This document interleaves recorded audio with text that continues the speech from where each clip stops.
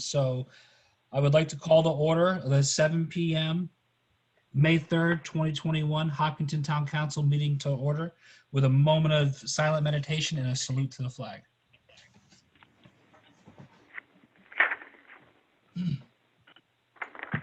Pledge allegiance to the flag of the United States the United States of America, and to the republic for which it stands, one nation, under God, indivisible, with liberty and justice for all.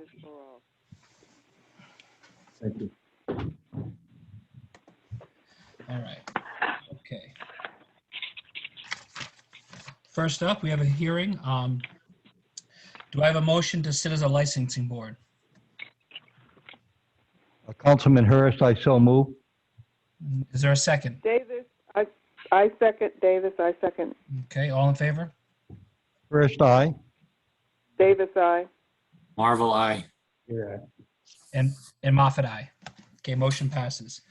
So what we're hearing tonight is a multi-event permit Holly Tree Campground. Open a hearing on an application for a multi-event permit filed by Jennifer Johnson of Holly Tree Campground to hold 2 music entertainment events for their campers on the following dates: Saturday, July 31st, 2021, and Saturday, September 4th, 2021. The events will be held in the Camp Pavilion at Holly Tree Campground located at 109 Ashaway Road, Ashaway, RI, 02804 from 7 p.m. to 11 p.m. The events are not open to the public. Is the applicant or its representative present? If they are, could you please raise your hand?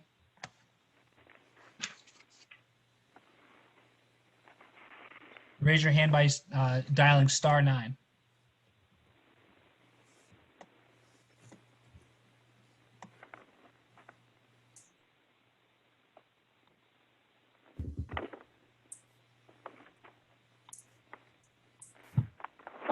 Okay, I don't see anyone raising their hand.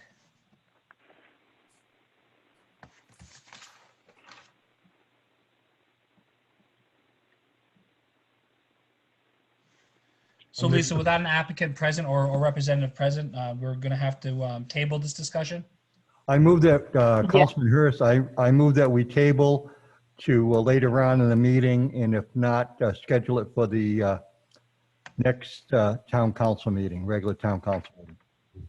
Excellent. Okay, so do I have a motion to adjourn till later in the meeting or possibly at a later date? I think you got to vote on my motion first. I could be Okay. wrong. All right. Is You there a need second? Marvel, I second. All in favor? Hurst, aye. Marvel, aye. Davis, I. Moffat, aye.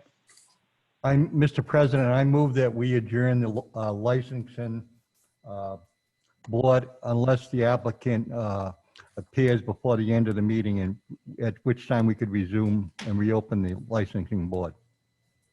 Okay, do I have a second? This is Councilor Marvel, I second.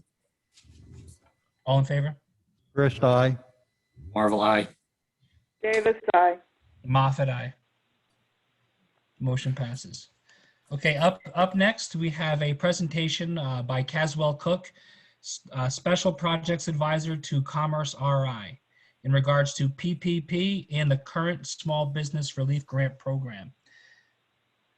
So,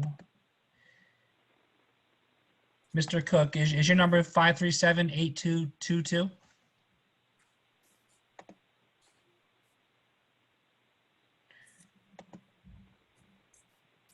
*6 to unmute yourself, sir.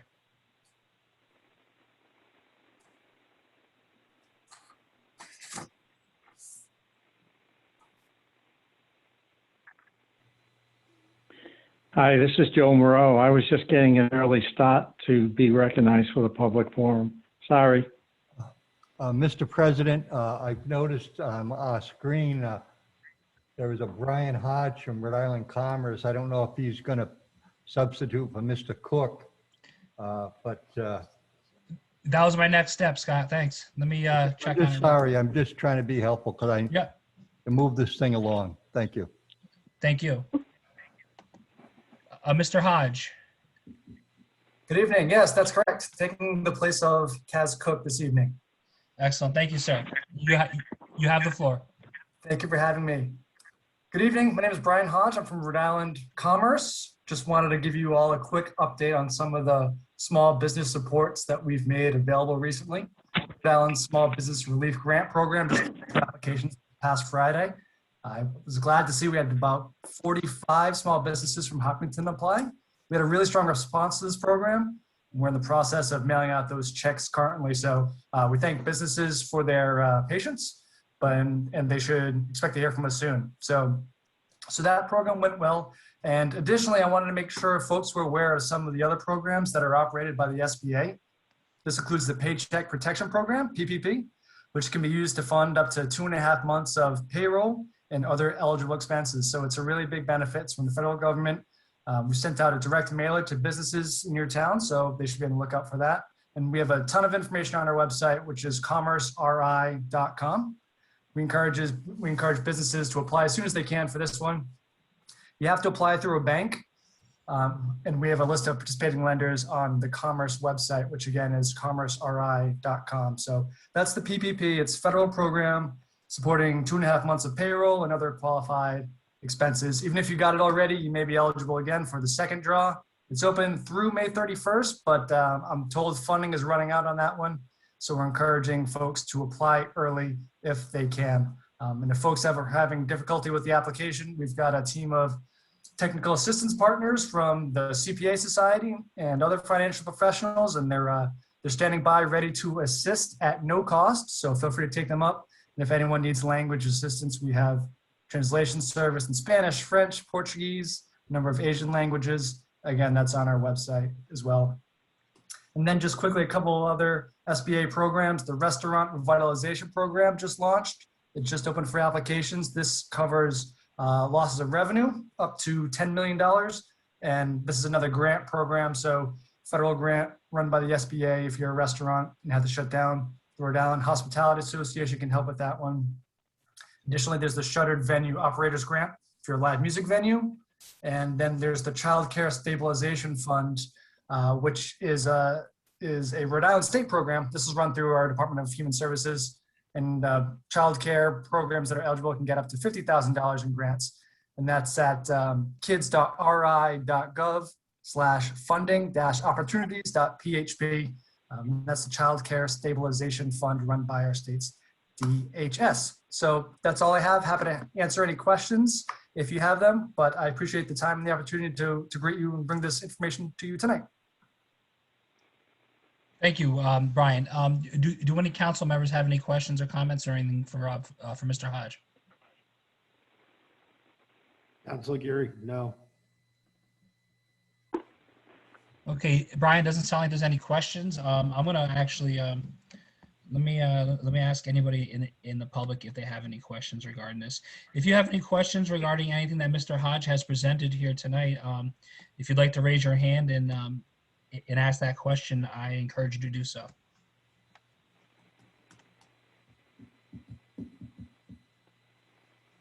Yeah, Councilman Hurst, I do have a question. I'd just like to know what type of outreach to the business community in Hopkinton was made. I know some of our businesses are members of the Chamber of Commerce out of Westerly, and or any of the, did they send any of the incorporated businesses a letter in Hopkinton, or any outreach in that direction?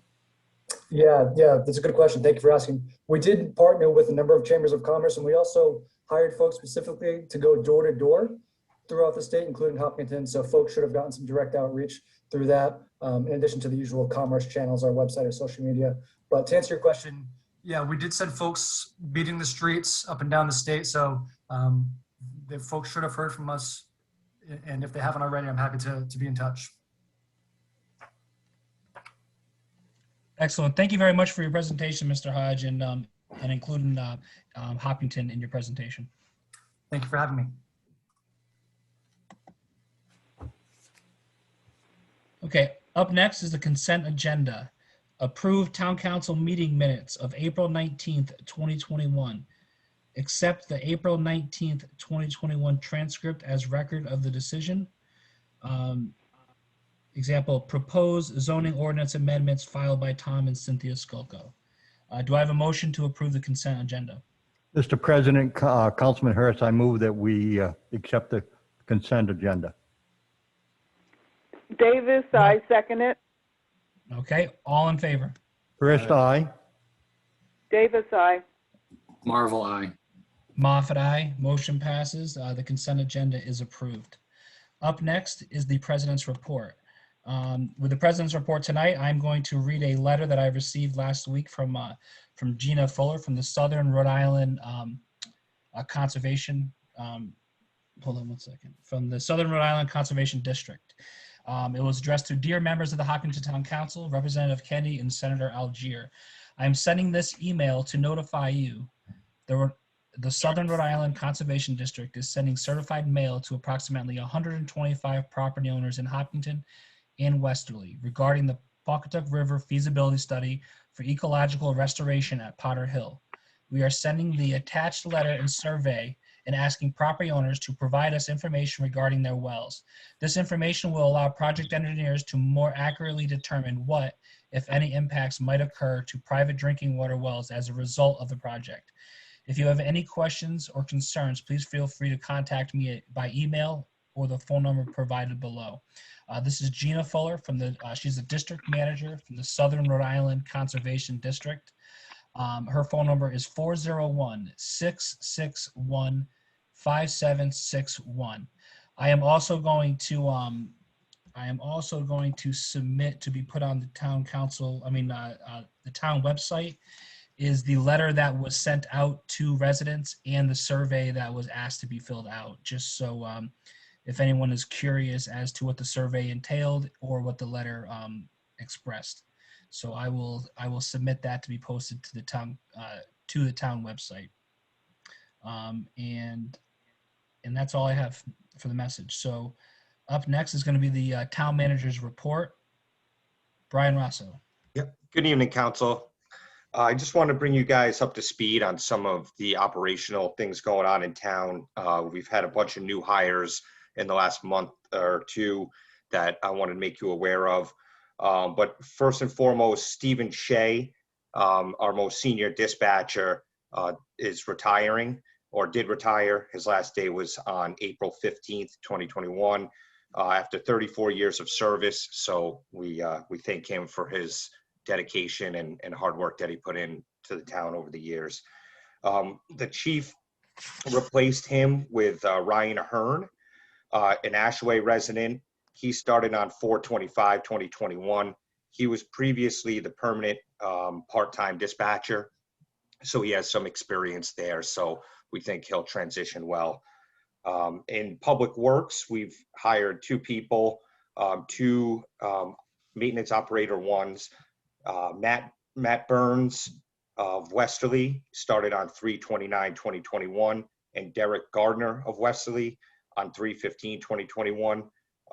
Mr. Gardner was a Charahoe grad. He previously lived in Richmond, but he's a Charahoe alumni. So we welcome them aboard.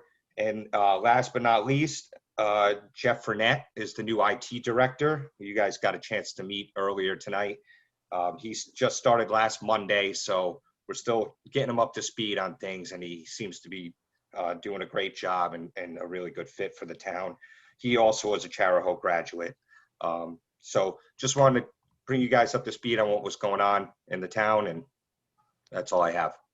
I would just say, Councilman Hurst, I would like to note that Mr. Frenette helped us at the town hall this evening so we could participate, so it's very much appreciated. Thank you, Scott. And thank you, Brian. I appreciate it. Up next is new business. I'm going to make a suggestion that we discuss number 2 first, without any objection. Excellent. All right. After I read this right here, I'm going to allow Chief Palmer to say a couple things here. So we're going to go with number 2. Discuss, consider, and possibly vote to adopt a proclamation in honor of Stephen Shea. Councilman Hurst, I make a motion that we adopt the Just hold on 1 second, Scott, and then I'll allow you to make that motion. You're all set, Mr. Palmer, or Chief Palmer, I should say. Thank you, Mr. President. I appreciate the opportunity to speak tonight. Want to publicly thank Dispatcher Stephen Shea for the 34 years of loyal service here in Hopkinton. I'm not sure if he's on tonight. I gave him a call, so hopefully he is. Just to kind of give you a background on him, he was hired by Chief George Whedon in 1987. Spent about 12 years underneath him. Jack Sconzio, my predecessor, he spent about 12 years with him, and now I've been here about 9.5 years. And he adapted well. We all have different management styles, and he, as I say, adapted well. It's rare in this world for anybody to spend 34 years at a business or a police department, but very rare for somebody to spend 34 years on the third shift. My personal opinion, it's probably the most difficult shift out there. You're working midnight to 8. I want to say I had the luxury of doing it, but I had the, I guess, misfortune of doing it for about 8 or 9 years during my career. And in his case, he is 5 days on, 2 days off, and you're trying to manage your lifestyle, manage your family, your health, and then your 2 days, you try and go back to a regular shift, and it's very difficult. So for him to do it for 34 years, kudos to him. Kind of give you a little bit of background on dispatching. A lot of you don't know how vital it really is, and it's really the lifeline between the public and the police department, and vice versa. You may say, hey, it's a slow shift here in Hopkinton, and that very well may be the case, but when you're working midnight to 8, so anything between midnight and 5 o'clock, chances are it's not a good call. And you have to go from 0 to 100 miles an hour. And usually it's a frantic person, somebody that's hysterical. You maybe get 5 or 6 calls all at the same time, so you have to be a multitasker. You have to be a problem solver. You have to be a good communicator, good listener. And he did all of those things. Always been a professional. He also, during that period of time, he was also the steward. There's a little bit of contact between me and him during this time. It was always professional. It was always respectful. So my message to him is happy retirement. Enjoy it. You deserve it. Stay healthy to you and your family. Thank you, Thank Chief you. Palmer, for your kind words. I appreciate that, and I'm sure Mr. Shea does as well. Scott, I would like to read a proclamation before you make a motion. So I'm going to read the Town of Hopkinton RI proclamation in honor of Stephen Shea. Be it hereby known to all the Hopkinton Town Council wishes to publicly recognize the retirement of dispatcher Steve Shea after 34 years of service with the Hopkinton Police Department. Whereas said Stephen Shea was hired on June 15th, 1987 as a police dispatcher to work third shift 12 a.m. till 8 a.m. for the Hopkinton Police Department. And whereas said Stephen Shea worked that same third shift for 34 years as a police dispatcher for the Hopkinton Police Department. And whereas Stephen Shea has worked under 3 police chiefs, 1 police captain, 3 police lieutenants, and 8 sergeants, and has worked with over 50 different people within said 34 years of service at the Hopkinton Police Department. And whereas said Stephen Shea has been the union steward / representative for the Laborers International Union of North America, Local Union 808, since 1989. Now therefore, be it hereby resolved that the Hopkinton Town Council adopts this resolution in recognition of Stephen Shea's faithful and invaluable contribution to the Hopkinton Police Department, and further extends its sincere appreciation to Stephen Shea for his years of dedicated service to the community. Be it further resolved that this proclamation be presented to Stephen Shea. So Scott, if you would like to make a motion to approve. Scott Billhurst, so moved. Bob Marvel, I second that. All in favor? First, Marvel, aye. Davis, aye. Moffat, aye. Thank you very much, Mr. Shea. I appreciate your. Would you like to say anything, Mr. Shea?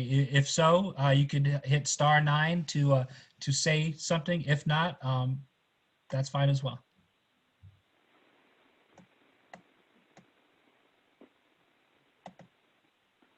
Mr. Shea, you have the floor. *6 to unmute yourself.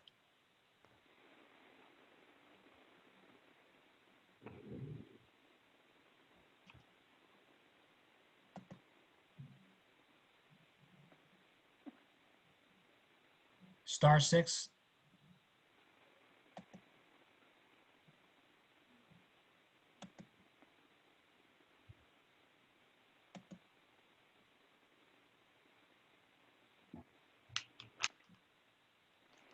Okay, I don't see Mr. Shea's hand up anymore. Let me double check here real quick.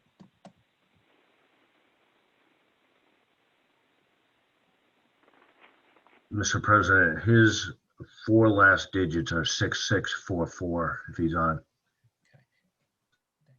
Oh, there he is. Hi, sorry about the inconvenience. No worries. First time Zooming.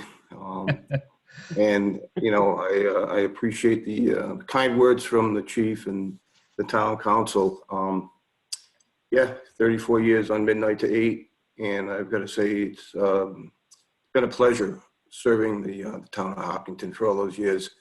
I didn't get to see a lot of people because of the hours I worked, but I did deal with all of the town councils from 1989 and on during negotiations and other related things. But once again, it's a pleasure serving the town of Hopkinton.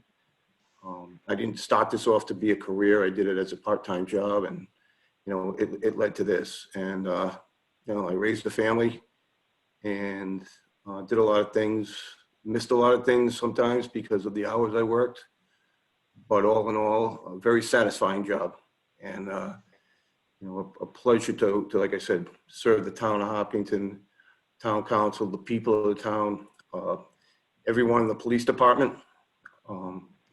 Pleasure always, and special thanks to my family because what they endured as I worked those hours, which were pretty tough hours, but. The kids pulled together and they lived a different schedule. They took dad to bed at night at 5 o'clock, and they thought everybody did that with their fathers. But so with that being said, I appreciate it. It was a great run, and I wish all of you the best, and hopefully the town will run smoothly without me. For your service, sir. Thank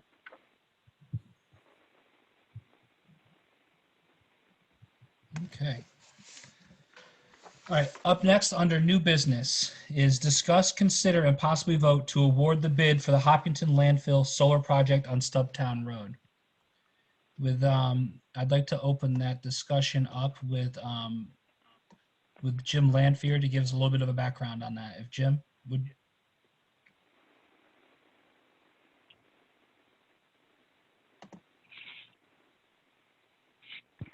Go ahead, Jim. Good evening, Mr. President. Jim Lanfear, Town Planner.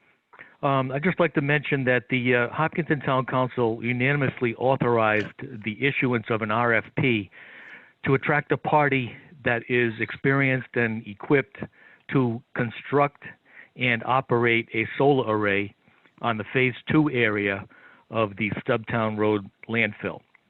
The RFP was placed on the town website and in the September 2020 edition of the Providence Sunday Journal. 4 parties submitted proposals to the town, and they were opened on Thursday, November the 5th, 2020. Staff reviewed the proposals, including myself and Brian Rosso, the finance director and town manager, and it's basically our recommendation, or certainly mine initially, to award the bid to Brighter Planet Properties. They were far and away, in my view, the best of the four. Their proposal is for an $86,000 per year lease payment for the Phase 2 area, and which I thought was very, very good, and as I say, better than the other proposals that was submitted. There are a number of scenarios that would go with this proposed development, and a lot of unknowns. And they were willing to give us $86,000 per year, starting when the project is under construction. And also, they are it's under various scenarios of interconnection costs, which are unknown, and they range it from $1 million to $2 million to interconnect with the grid system. And in addition to that, there's probably at least $1 million to take the three-phase power from Conotchet Road 1 mile down Stubtown Road to the site. So they're willing to assume a great number of unknowns in this and still give us that $86,000 per year for 20 years. In addition, I'd just like to mention also that this should be framed tonight. This discussion and consideration should be framed as a landfill issue, not so much a solar issue. And I say that for this reason. Once a town begins to operate a landfill, you're never fully free from it. You have to close it after the operation of it is ended. You have to cap it properly. You have to monitor it forever, groundwater, methane gas. So there are ongoing expenses that just don't seem to end in my mind that go along with this. And another benefit to this Brighter Planet proposal is that the Phase 2 area, while it was closed out in conformance with the DEM regulations back in 2000, it fell out of compliance over the years. The cap, for example, needs to be repaired. Loom has to be brought in, seeded. The drainage structures around the foot of the slope need to be reopened because they've filled in with sediment. And I have an estimate here from Crossman Engineering, who is our engineering consultant, along with Hoffman Engineering. They're looking at the Phase 2 area very closely. And I have an estimate here of $378,000 to bring the Phase 2 area into compliance with the DEM closure. That amount is going to also be picked up by Brighter Planet Properties. So right off the bat, we take that kind of expense right off the table. And then ongoing, they will pay for the groundwater monitoring for the 20 years, the life of the project, methane gas monitoring. So we automatically get something brought into compliance. We get some revenue from this project so that we have some money to put towards other things with the landfill. And I just think it's a very good deal. And if I can just touch upon one other thing, if I can, the Phase 1 area of the Stubtown landfill has never been closed out with DEM. We are in the process right now of working with Crossman and Hoffman, and they are preparing a remedial action work plan to be approved by DEM, which we're going to have to go forth and close that out as well and cap it. I asked Crossman to give me an estimate as to what they think it would take to cap that landfill, and they gave me two scenarios. And depending upon the amount of grading that DEM might ask us to do, we have a lower price here of $278,000 to close out the Phase 1 area, or as much as $640,000. We don't know what that cost is going to be yet because we haven't given the remedial action works plan to DEM for approval yet. Now, where we are in that process right now is we need about $30,000 to do some additional well drilling out there. The monitoring wells that were there, a couple of them are dry, and DEM is requiring us to put a couple more in. So there's $30,000 for drilling, another $3,000 or $4,000 to get some graders in there so that we can get the drilling rigs into position to put the wells where they want them. Now, Mr. Rosso tells me that our landfill account is very, very low at this present time. So low that I don't believe I can give Hoffman the go-ahead to go forth and bring these drilling rigs in and do the testing that we need. Therefore, the action plan won't be able to be submitted to DEM. So if one of the benefits of awarding this bid tonight to Brighter Planet Properties, the faster that we can get $86,000 from these folks in the first year, that would give us the funds that we can deal with the phase one area, and then we can get both of these areas moving in the direction that we want them to go and need them to go. We've established a really good rapport with DEM over the last couple of years, very good working relationship. They see that we're serious about doing this, but the sad reality is these landfills cost money, and doing a solar project on that landfill is one way that we can get this facility to be self-sustaining, so it's not a drain on the budget. And so, having said that, I guess I'll keep quiet and open it up to any questions you might have about this. Councilman Hurst, I just want to thank you for your leadership. I know, being on a council, the terms that I've been on, the landfill has been an ongoing concern in the town, and I can't even remember, maybe you know, what the last time it was actually used as a landfill, but that's been with us for a long, long time, and it's finally coming to a solution, and it seems that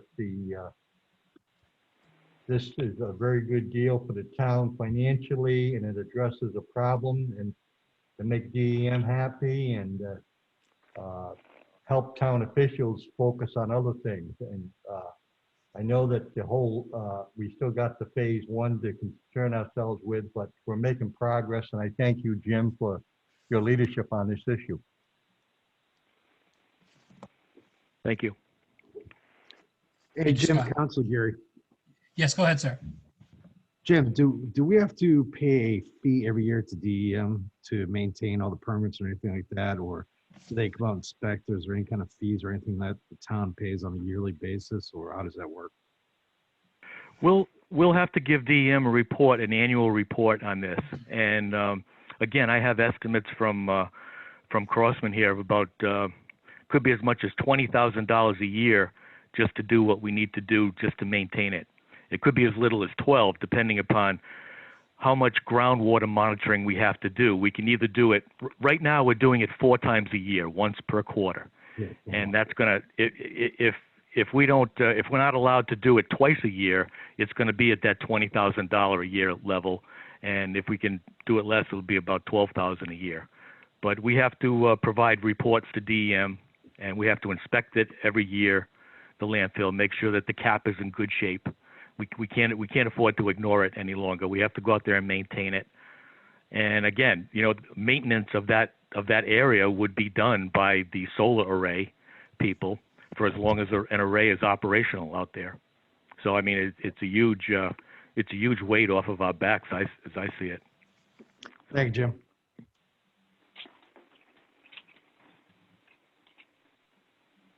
Yes, this is Councilor Moffitt. Yes, Sharon. I just wanted to emphasize that we are talking about a lease, and that the project will still have to come to the town council the normal way with getting a planning board's a recommendation and having a hearing, et cetera. Yes, Sharon. After this. Yes, that is correct. This is Jim Lampier, town planner. I'm recommending to the council tonight to award this bid to Brighter Planet Properties, subject to Brighter Planet and the town working on a contract that's mutually acceptable to both parties, and that the town solicitor and the town manager would be involved in that negotiation. Again, you're 100% correct. They'll have to follow. We'll have to change the zone on the property. We know that. In the RFP, we told the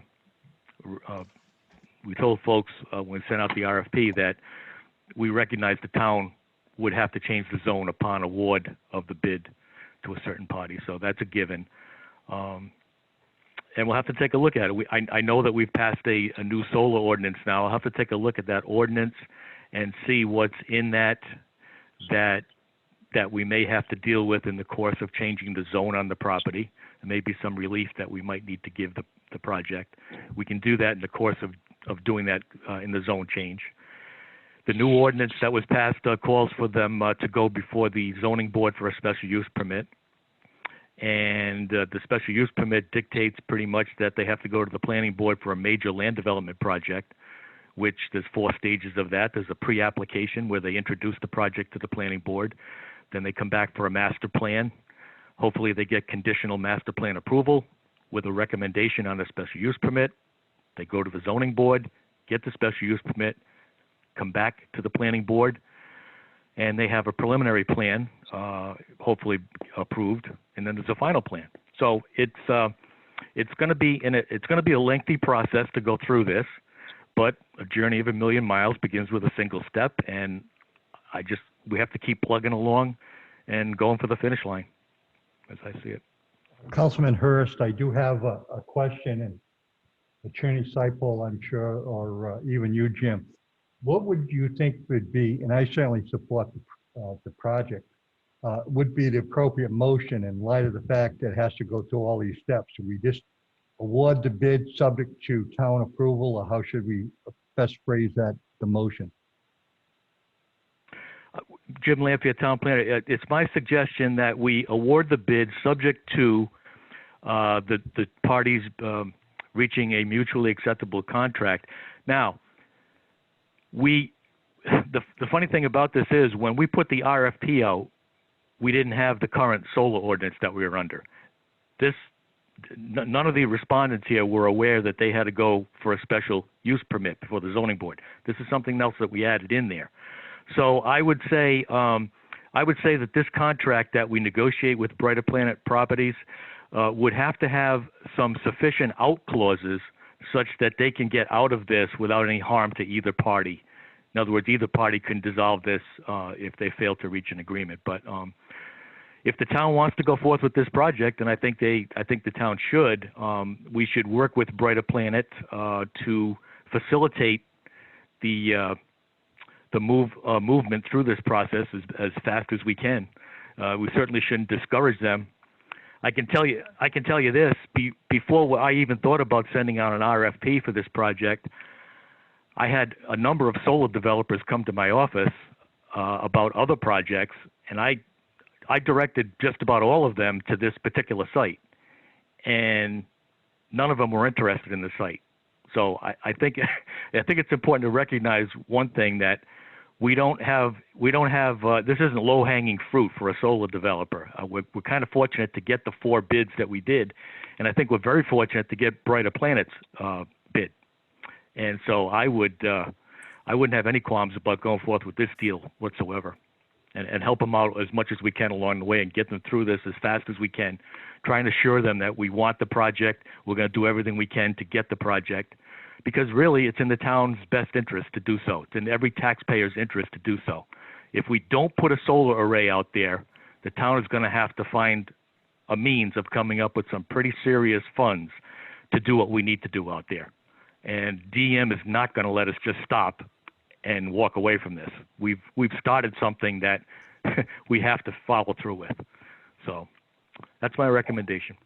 Mr. President, Councilman Hurst, I make a motion that the town council accept the bid of Brighter Planet Properties, and both parties, the town and them, work for a mutual acceptable contract.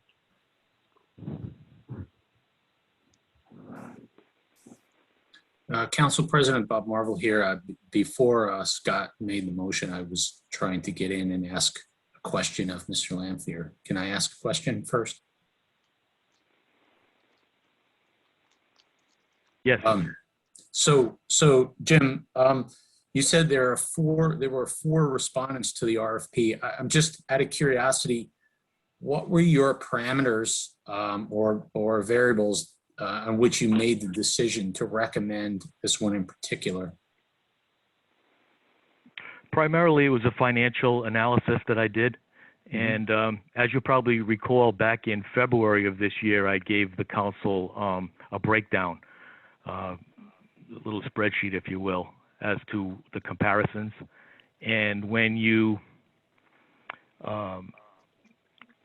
look at it, at their proposal under various scenarios, like I just said, assuming interconnection costs of anywhere from $1 million to $2 million, they are offering $86,000 per year across the board, basically assuming any one of those costs, anywhere from $1 million, $1.25 million, $1.5 million, $1.75 million, or $2 million. And that's in addition to bringing the line down the road and bringing the site into compliance with DEM. So, I mean, the other respondents, the nearest one to it was $63,000 under a $1 million. $1.25 million, they dropped down to $52,000. And if it goes up to as much as $2 million to interconnect, they drop it down to 17, while Brighter Planet keeps it at 86. 86 from 17 is a big differential in my mind. I mean, I didn't have to look at these numbers very long to see which one is the best from a financial standpoint. Okay, great. Thank you, Jim. Thank you. I'm still looking for a second to my motion. Steve, I second. This is Sharon Davis. I second Scott Thank you, Hurst. Councilor Davis.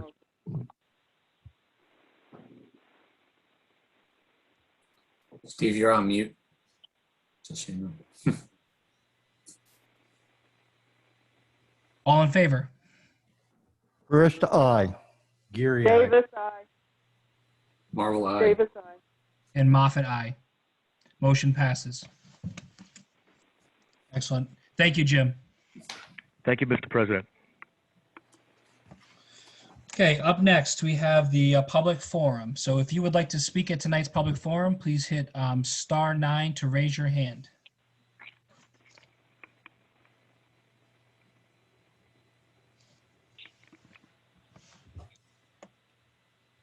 Okay.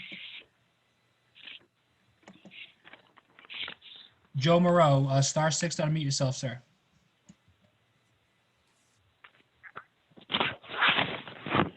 Good evening, this is Joe Moreau. I just want to say that I reviewed the agenda when it was posted on the website for the April 19th meeting of this year. And I found the voting section was entirely different from the past. I shared some of my thoughts with Brian Rosso, and he answered some of my questions. As we know, it was broken down into 4 sections, letter A through D. I listened to the audio again today from the April 19th meeting, and there was some confusion during the start of the letter A discussion. At the 4-minute and 15-second mark, 2 councilors asked a couple of questions about the farm viability ordinance. The attorney for the Schuylkos had some comments. Our council president asked the town solicitor if he had any comments, and he did not respond. Our president said we will discuss letter A first and move on, which we did. At the 10-minute, 49-second mark, a vote was taken to consider to reopen the public hearing for the farm viability ordinance under section D. On April 22nd, I sent an email to the council and several other residents, and the subject matter was healing our town. And my main point was about the farm viability ordinance section 5.5. I made the following suggestion. I would like to see an agenda item for our next council meeting to discuss a future workshop concerning the farm viability ordinance. If any member of our council would like to set up these workshops, they would have the opportunity to do so.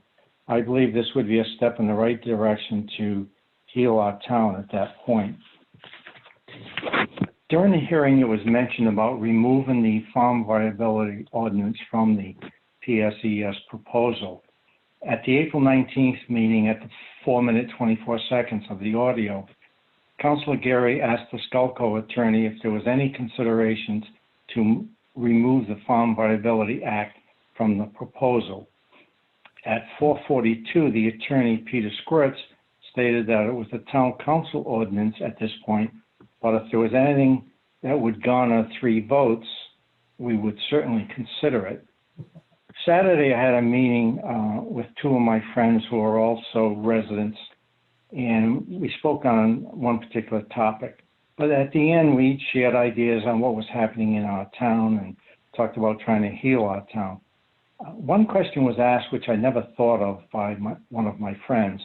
And the question was, why can't a resident ask a town council member to sponsor a workshop to review the farm viability ordinance, just like the Skulkos did? I thought that was a very interesting point. In closing, I realized we had a training session tonight at 6 p.m., and obviously it was a full agenda tonight. I'm asking that there should be an agenda item for the next town council meeting to discuss the opportunity for a workshop date for the farm viability ordinance. I believe, as many others do, it is the right thing to do, and I would hope that we'd be able to accomplish that. Thank you for your time. I appreciate it.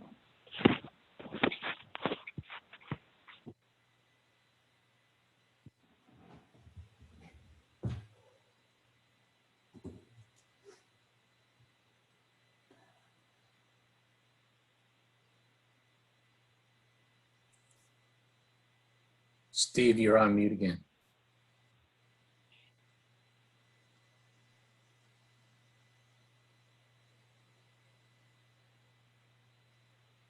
Ms. Pansera, you're up next. Hi. Your name for the record, please. Yes, this is Andrea Pansera, and my family owns and operates Russet Valley Farm in Hopkinton, and we have done so for more than 120 years. I am speaking tonight as an individual, but also as a farmer who is very concerned about the vote at the April 19th meeting on the Farm Viability Act. Frankly, I'm left confused about what the Farm Viability Act is now in relation to solar installations. It appears to me that you have prohibited ground solar installations on farms in a blanket way. And if that's the case, and I would appreciate clarity on this, I also think you have removed a lifeline for several of the farmers in your community and perhaps set a bad precedent for other communities in this state by doing so. I don't know if you know personally how hard it is to be a farmer these days, but it's not a pretty picture. COVID last year made it even worse. And this goes from small farms to large farms. And the definition of a small farm and a large farm is also a question that I have based on your actions at the last meeting, because the USDA has definitions for those, but there are references in your ordinance to intermediate and large farms, I believe, because of concerns of very large solar structures that might occur on large properties. But I don't know how you can enforce that, because there doesn't appear to me to be any definition, and the standard of defining a farm to me is what the USDA says it is. So that is another point that concerns me. But without having any sort of large solar option as an alternative source of income in this particular time and place, I think several farmers can be left stranded without a reliable source of income. My family has always had alternative sources of income to help it continue to farm, whether it be 1 or 2 or 3 ways of using the land, whether it be jobs outside of the farm, whether it be the husbands and the wives both working outside of the farm, but to actually live off the farm, and many of them are family farms, and support families in a time where your revenue is so uncertain. It really helps to have something like the income from a solar installation on your property. And the previous ordinance allowed for small installations, which I felt was in keeping with the goal of keeping Hopkinton rural and being friendly to farmers. So it's hard for me to understand why that has been removed completely. I wanted to quote Council President Moffett from the April 19th meeting. At that time, he said, what we ultimately want to do is to protect farms and open up the door on a better discussion on how we can better do it with a better farm viability ordinance that's around solar. So my request tonight is that you follow up on that statement by either, as was suggested earlier, holding a workshop as soon as possible to discuss what options might be, by charging the Conservation Commission perhaps to come up with recommendations for a farm viability ordinance that allows solar options, and or by creating a committee which actually includes working farmers to participate in this decision, and that it all be done within a reasonable time.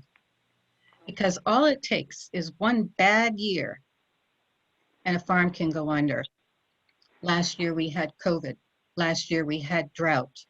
The USDA stepped in certain ways to provide some funding for that.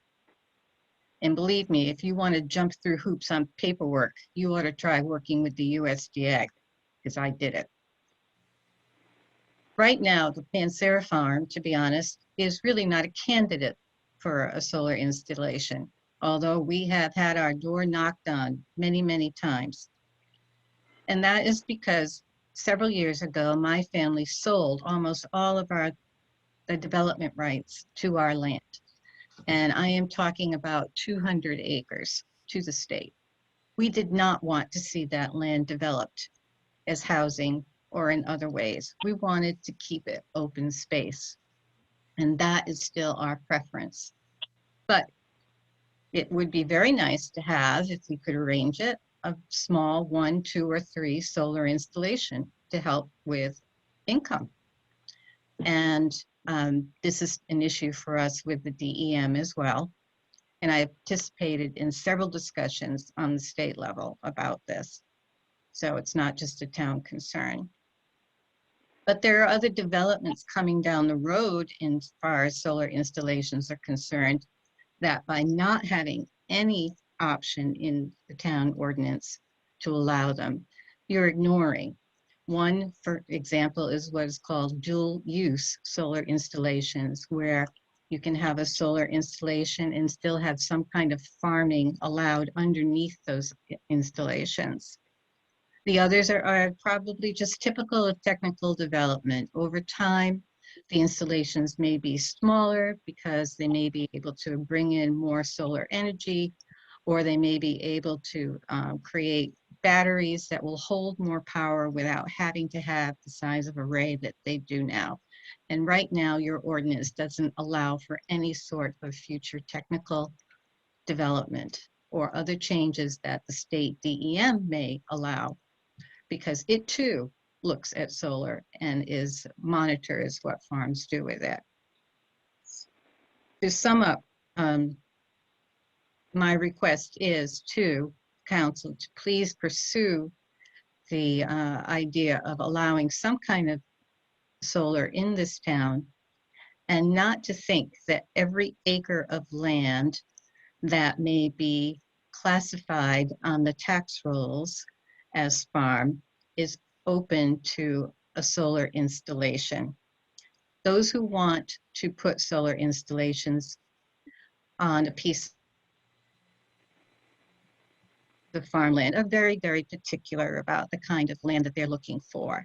They're looking for an easy tie into the grid. They're looking for a certain slope of the land. They're looking for a certain direction in which the land faces in order to get the most out of the sun's power. So it is already self-limiting in those ways. And that, I think, is something that needs to be recognized and not feared, that every acre that could be considered farmland could also then be turned into solar. I appreciate you listening to me. I hope that you follow up with something very soon in order to address what I think is a serious gap. If not, you'll probably be hearing from me again. Thank you. Thank you, Ms. Pansera.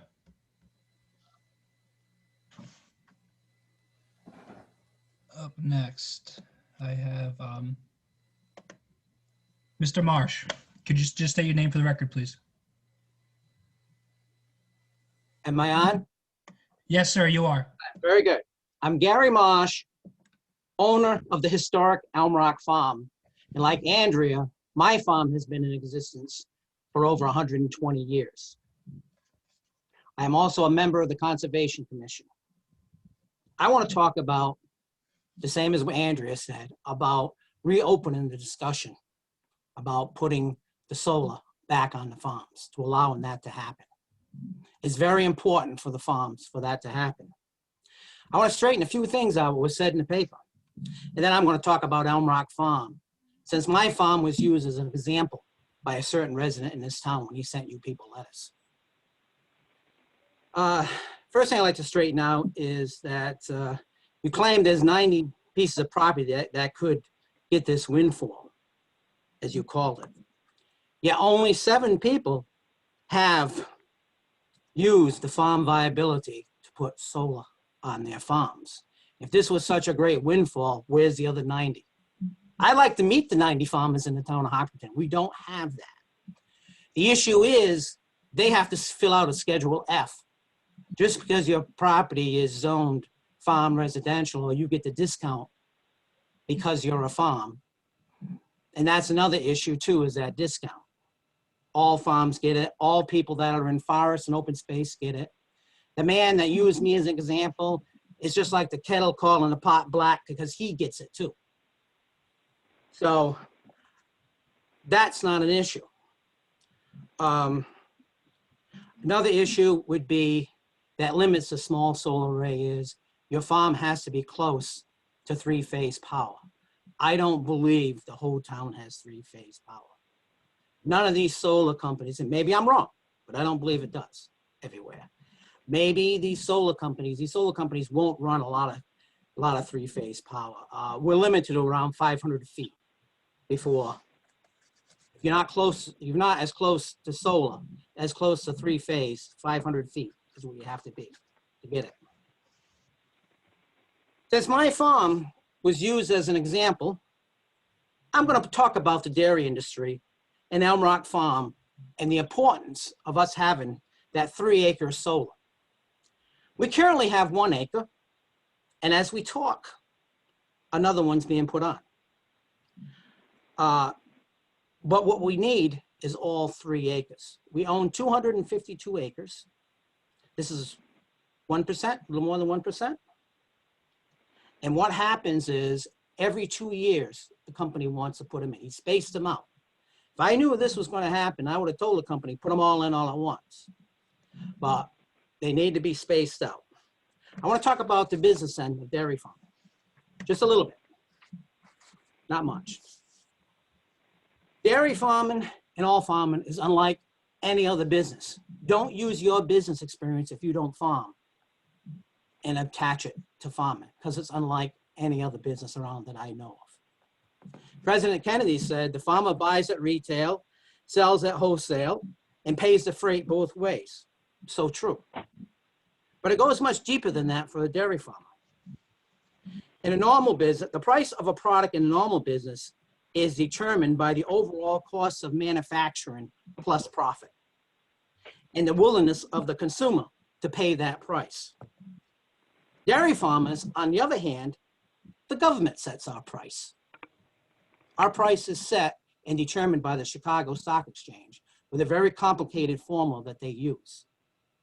Needless to say, what they want to do is keep cheap milk, is what they want to do.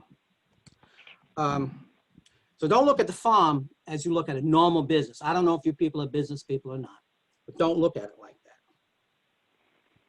The business cycle of a dairy farm, and this has changed over the years. Usually we have one good year, one so-so year, and one devastating year. Currently, we're on our 5th year of a devastating year. Currently what we are. That's why in this country, 7 dairy farms a day go out of business. When I realized that, I started doing some studying. That time there was 45,000 dairy farms in this country. Currently, we have about 35,000. Because of the modern cow and the amount of milk that modern cow gives, we only need 22,000 dairy farms in this country. Now, how does that affect Hopkinton? We have 2 dairy farms in this country, in this town, right? Our plan has been to hunker down and ride out the storm and be one of those 22,000 dairy farms. Currently, our break-even point is $24 for 100 pounds of milk. Last milk check, they paid me $17. I anticipate every month this year, we're going to lose money. The solar arrays come again, they come into the rescue, as they will help us to survive. Without the first solar array, our break-even point would be much higher, as our debt load would be higher. It's a key to keep us in business. The farm itself needs major overhaul. We need a new barn. We need better manure supply control, or storage, I should say. We need that. We need more tillable acreage. 252 acre farm to a dairy farm, the first question they ask is how much tillable acreage do you have? When we inherited the farm in 2009, we only had 15 acres. Right now we've got 30. We need 80 is what we need. That all costs money to do that. The solar array helps us on that end. So that's why in the future we have to have that. In cattle farming, there's a thing called debt to cow ratio.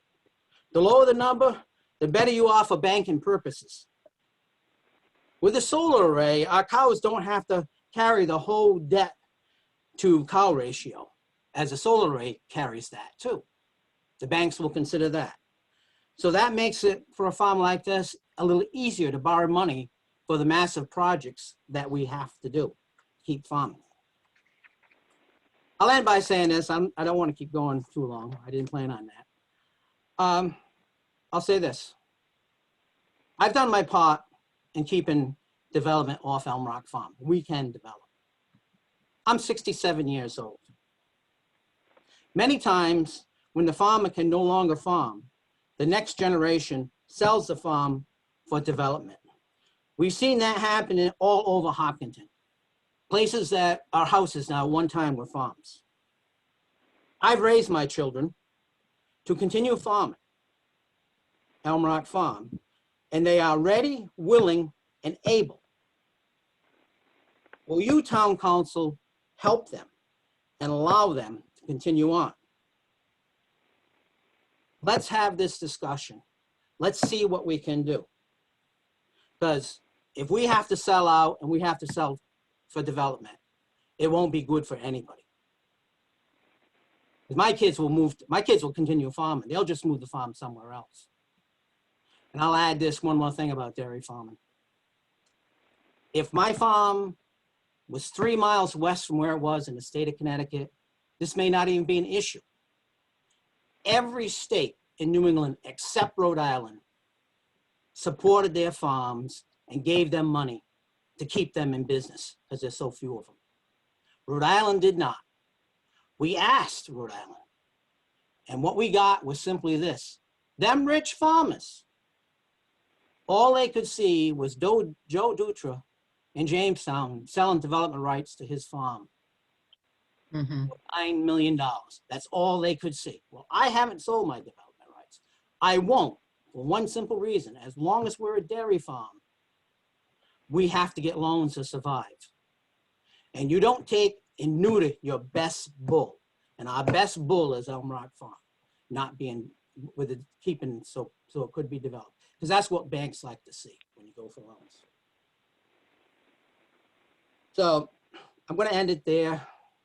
I think you guys are getting the idea. I want to thank Andrea for what she said. Okay, thank you. Thank you for your comments, Mr. Marsh.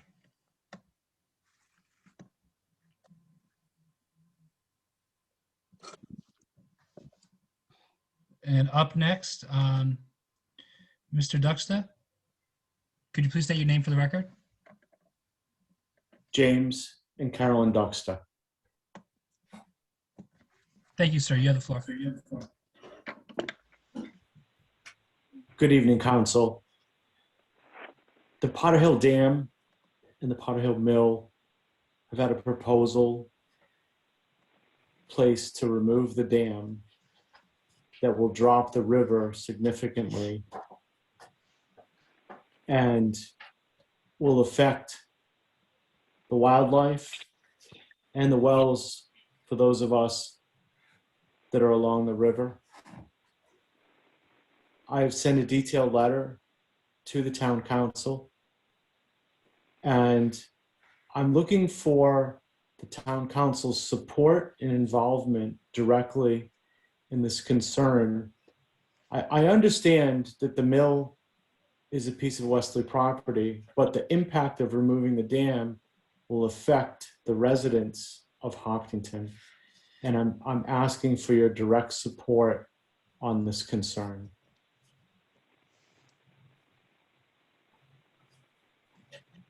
Thank you very much, Mr. Duxta. I have expressed your concerns in an email to the Woodpawcatuck Wild and Scenic Stewardship Council. So I know that there's going to be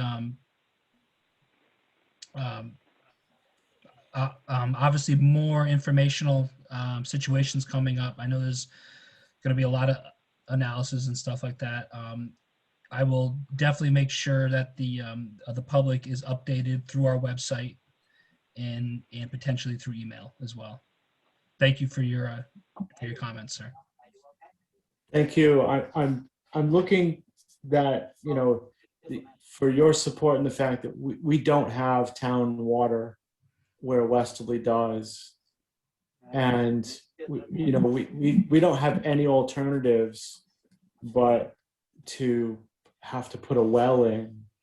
And for me, it appears to be at least 12,500, possibly more, depending on other variables.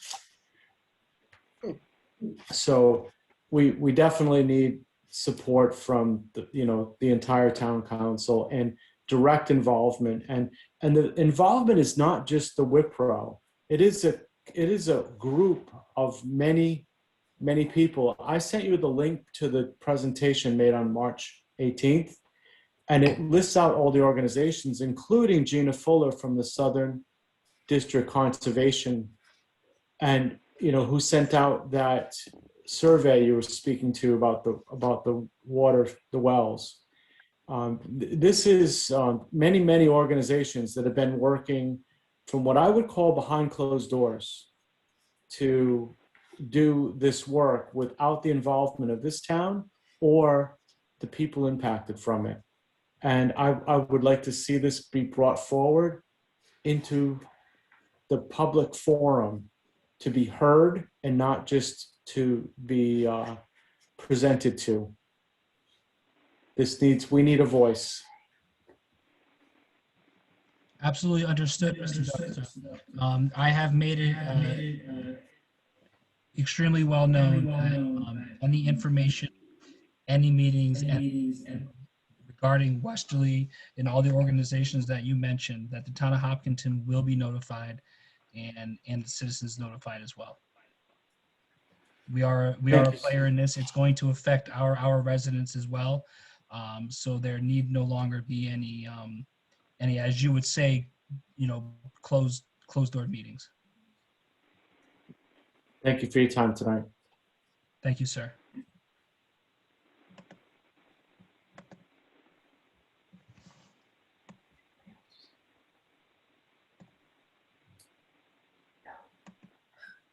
How do you know whether you're muted or not? Ms. Pansera, were you going to speak again? Yes, I would. I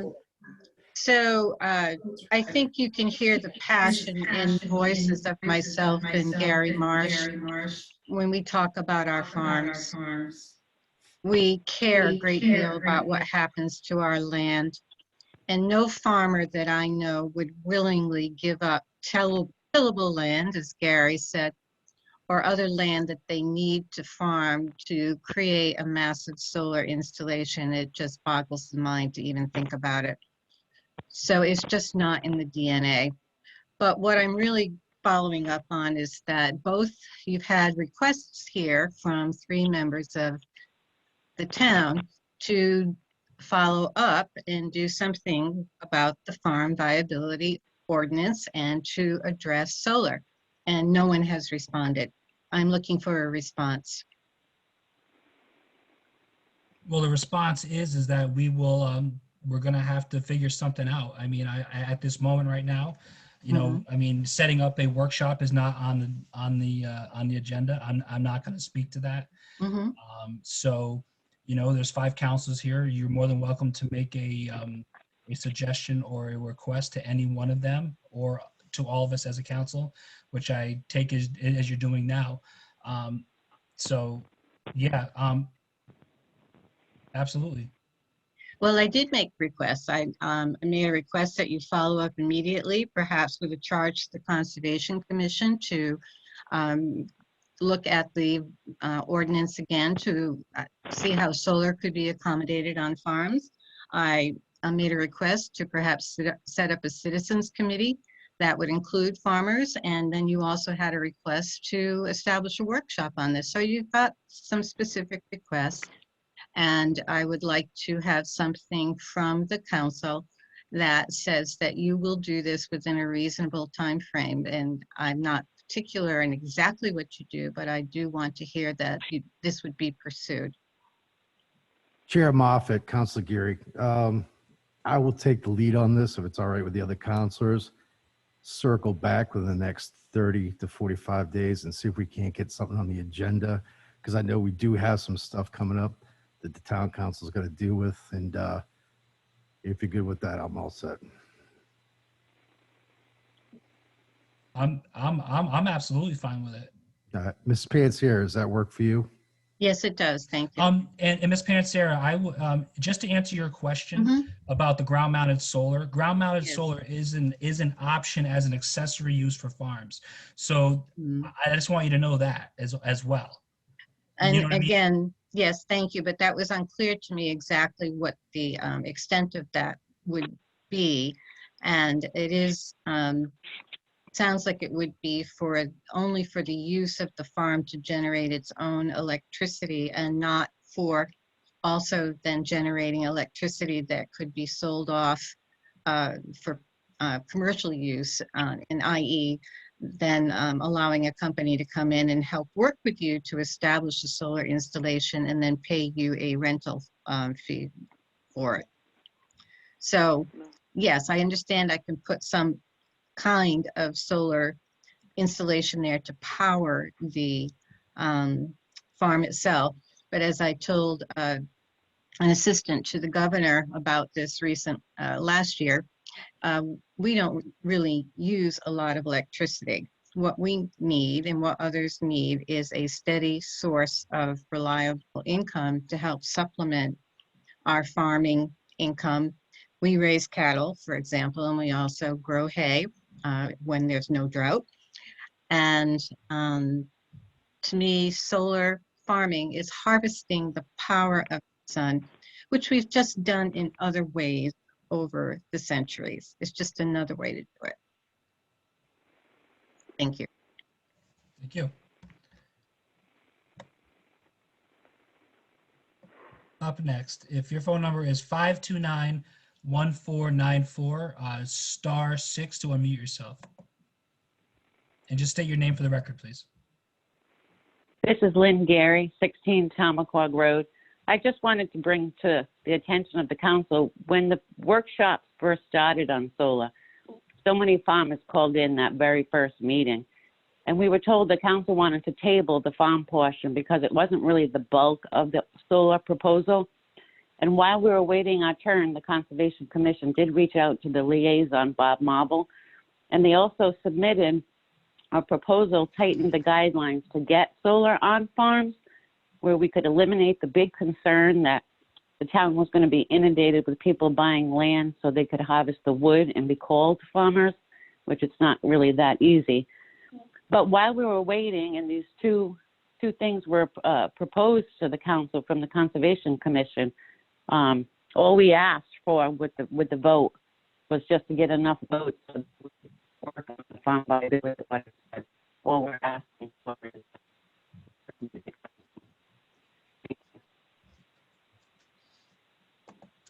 He's breaking up.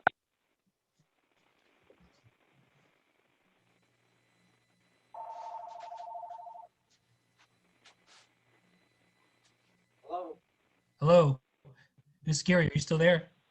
Okay. Yeah. Yeah, yeah.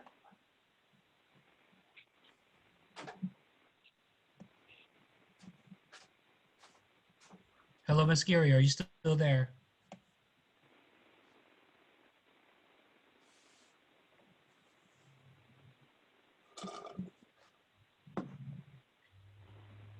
All right, I'm not sure if she was finished making her comment or not. I know she broke up at the end there. Was that breaking up for everyone else at the end? Or just me? Yes. Okay. No, everyone. Yes. Okay. All right. Well, I don't see any other hands up. Mr. So- President, Yes, sir. I'd like to offer an adjournment, and I got several names, so Mr. President, I move we adjourn the meeting in honor of Stephen Shea and in memory of Felicia Phyllis Baton, Mary Louise Kaya Burton, Edward J. Morgan, and John H. Grills II. Is there a second? Chair, Council Gary, second. All in favor? First, aye. Moffat, aye. Davis, aye. Davis, Marvel, aye. aye. Okay, motion to adjourn passes. Thank you, everyone. Hey, Lisa, Good night. Yes, are we, Good night. we're on for tomorrow night, right, at 7:30? 7:30, yeah. Okay, thank you. Good night, guys.